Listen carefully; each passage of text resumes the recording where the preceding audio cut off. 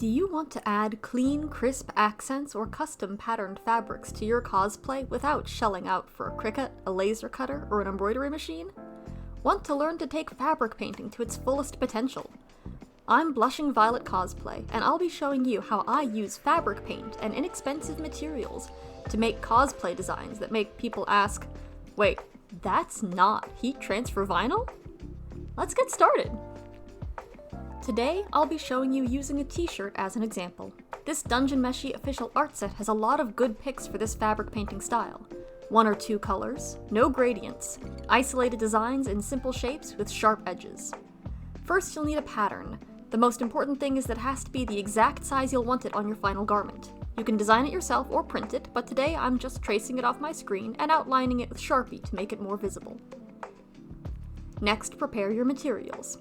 You'll need your pattern, a light board, fabric marking tools, brushes, fabric paint, and your fabric to paint on.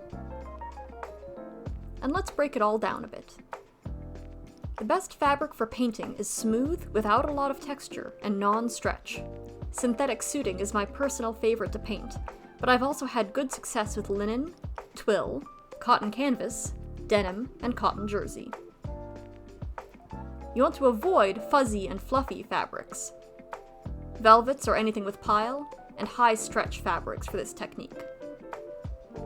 When you prep your fabric for painting, the most important thing is to give yourself as smooth a surface as you can. Iron your fabric before you start. Now, on to paint. You can use fabric paint, of course, but it's more expensive, comes in limited colors. If you want shades like these, it can get pricey to buy enough colors to mix a perfect color match. So head over to the Craft Acrylic Paint section and get a bottle of this stuff. Textile Medium. It turns any craft acrylic paint into fabric paint. Just like craft acrylics, it also has the benefit of being water-based and non-toxic, meaning that there's no solvents, fumes, or chemicals that could harm your lungs, eyes, or skin, and no need for any PPE. Read the label because each brand has different proportions and different methods of setting the paint. For example, this one wants me to mix 2 parts paint with 1 part medium, and to set it, I have to iron the garment and wait a week. Just a little textile medium gives me plenty of paint. Now brushes. These are the sizes I use the most. You want bristles that are relatively stiff, sharp looking, and hold their shape well. Avoid brushes with fluffy, loose bristles. Honestly, the best brushes come in the big bargain multi-packs, and they're the most versatile cosplay brushes I own. Now transfer your pattern onto your fabric. There's a couple of ways to do this depending on your fabric. My favorite method if I'm working with thinner or lighter fabric is to trace the design with a light board. This works amazing for painting onto t-shirts. It can help to use some tape to stick it in place while you trace. Just put it under your fabric, turn it on, and trace. I like to use water-soluble fabric markers or pens, or chalk pencils, anything that is meant to wash out. If your fabric is thicker and won't work with the light box, then trace your pattern over the top of your fabric.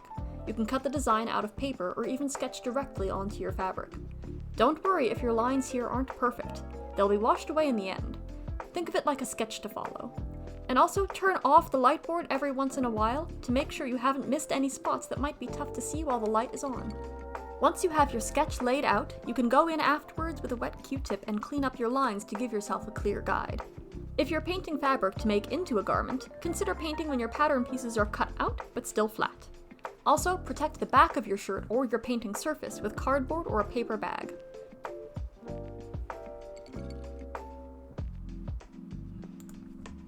Finally, on to painting. And yes, there is a technique to this. The elements that make fabric painted clothes look professional are a sharp edge, opaque color, and even texture. Start by loading up your brush with paint. Dry brushing is not the goal. Arrange your fabric so that your arm has a solid place to brace your wrist and elbow. This will help you get smooth, controlled movements. Start at the edge of your piece and follow the edge in a smooth line. When your paint line just barely begins to break, turn your brush towards the inside of your shape to blend out the stroke. Then you can use the rest of the paint on your brush to start blending your first stroke in to fill the shape. Let's watch it again. Reload your brush, and starting at the edge, slowly follow your guide and paint a smooth line. As soon as the paint line breaks, turn inside and blend it in to fill. On your first pass, your fabric will drink up a lot of the paint and it'll be slower going. You always want your eyes on the edge, so rotate your piece or reposition yourself if you need to. Don't let your hand block your view. Once your edges are laid down, fill in the rest and let it dry. Go as slow as you need to. This is a hyperlapse, so it took me about 20 minutes to do this first coat. And I work faster because I'm practiced at this. Take as much time as you need to and be careful with your edges. Don't be afraid to reload your brush as often as it takes. You're going to be using a lot of paint for this technique.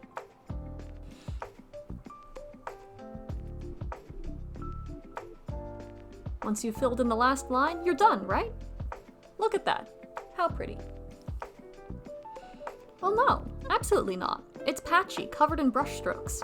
This is because the fabric soaked up most of the paint. You can see it showing through on the back. Your first coat will never be your final coat, but it gives you a smoother foundation. When you do your next coat, you probably won't need to go all the way to the edge again, since your first pass along the edge was so saturated.